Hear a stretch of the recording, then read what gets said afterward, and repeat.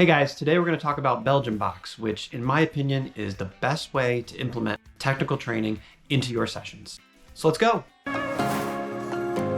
So for those of you who've been following the channel, I think you know that I don't recommend a lot of technical training. In fact, I don't really do hardly any technical training, especially during the fall and spring season. I prefer to work on positional play, how the team defends, how we attack, patterns of play, stuff like that. But I will run some technical work either as maybe a little 10 or 15 minute addition, either at the start or the end of practice, or during the winter where I'll actually run a dedicated technical session. And one of the big things that I do is Belgian box. Belgian box is a take on Thomas Valnick's technical training, which I will link his YouTube channel. He's also got a big Instagram presence, very, very influential in Belgian football. But what I do is I take this concept and I apply it to my youth training with slight variations. The setup begins with 4 cones placed in a square, approximately 7 to 10 yards apart. 4 additional cones of the same color are placed in a larger square around the smaller grid. The exact size and shape of your finished Belgian box will be dependent a little bit on the age of the player as well as their skill level. Next, you're going to take 4 additional cones, this time of a different color, and place them like this. The last step in assembling your Belgian box is to take 4 additional cones, again of a different color, and laying them out like this. What you're doing is creating channels with which your players will do technical drills down and then across. The channels can be established going clockwise or counterclockwise, but as you see here, I have it going clockwise, so it's blue to blue, red to red. So they're going from the orange and blue to the next orange and blue, and then what they're going to do is turn into the next channel here and go from the orange and red to the next orange and red. And I've just put one player in here just so you guys can understand the flow and how it goes from one channel to the next. And what you're going to do, and what we'll talk about in a minute, is how you introduce different technical skills in this particular pattern. This is a setup for 12 players, and each player has a ball. And you can see that in the bottom left corner, we had them set up to go up the field. In the top left corner, they should go to the right. The top right corner will go down, and the bottom right-hand corner will go to the left. And it goes in a clockwise manner, as you can see here.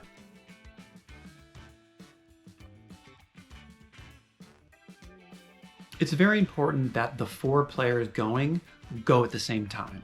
And depending on the age that you have, you may have to call out, ready, go, ready, go. As they get older, I put that on them. I say the first 4 people in line have to go at the same time. And then the next 4 people in line have to go at the same time. So they actually have to get their head up, scan, look around, is everybody ready? Boom, then we go. Doing whatever particular technical activity I've asked them. The last point in terms of the setup is, as the coach, I typically stand in the middle of the small square. So what kind of technical training do I do with the Belgian box setup?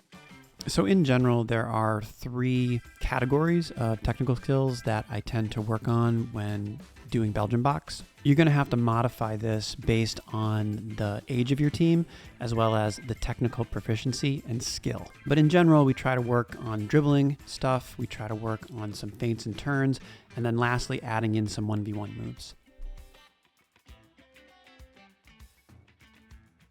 Here's some basic dribbling, and if you have a team that's younger or you have a team that's just starting to do this, you're going to want to start with some basic moves. So all we're doing here is toe down, laces, dribbling, taking little touches, getting your head up, and then going into space.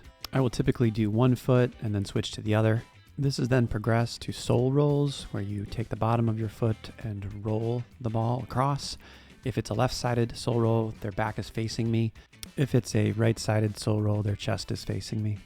Next up is boxes, which is just inside, where the kids take the ball and they go back and forth between the left and right inside parts of their foot. Really the key here in terms of coaching is to make sure they get their head up every once in a while. We then progress that to inside, outside with the same foot. So you take either the right foot or the left foot and you ask them to go inside and outside of that same foot. Really, you want to focus on making sure they're pushing the ball to one side or the other, that they're not just going in a straight line and tapping the inside and the outside part of their foot with the ball.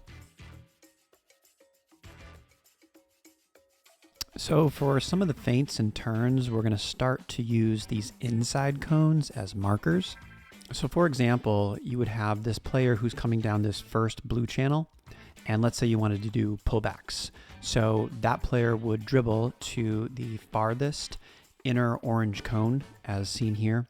They would do a pullback and take it back to the closest innermost orange cone, do another pullback, and then accelerate back into space in the same pattern that we had. Here you can see a player demonstrating this, and you really want to focus on, after that second pullback, to accelerate into space. Here's an example of the entire group doing it, and again, you really want to emphasize coordination. So they should be getting their head up, they should be starting at the same time, the 4 players that are going together. And again, just that acceleration on that second pullback really makes a big difference. So here's the same thing, but this time just a Cruyff turn. So you can see they do a Cruyff turn at the far cone and then bring that back and do another one at the near cone, accelerate back. Here's an example of a stop and go at the first inner orange cone and a high wave at the second one. A high wave is really just a fake stop and go. So the ball keeps rolling and you literally lift your leg above the ball, put your foot above the ball in more of a fake, like you're going to stop it. So you can see here they're doing this now in a group where the player does a stop and go at the very first cone and then a high wave at the second cone.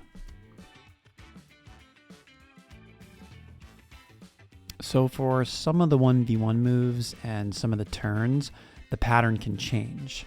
For example, look at the player in the lower left grid, and let's say we wanted to do a 1v1 move. We'd have him go down that channel, do the move or the turn, and then cut all the way across diagonally to the other side. Here's an example of the boys doing V turns. They can dribble down to the end of the channel, do a V, and then immediately go down the other channel. Here's an example of left-sided L turns. You can see the boys dribble all the way down to the end of the channel. They're supposed to do an L turn and then go out the other side. And remember, you can do this clockwise and counterclockwise, depending on what you're doing, to get both left and right-footed turns in. Here's an example of a left-sided chop. As you can see, the boys will dribble the ball down to the end of that channel, do a chop to get to the other one. And this is a really good one for kind of changing direction and getting out of the way of a defender.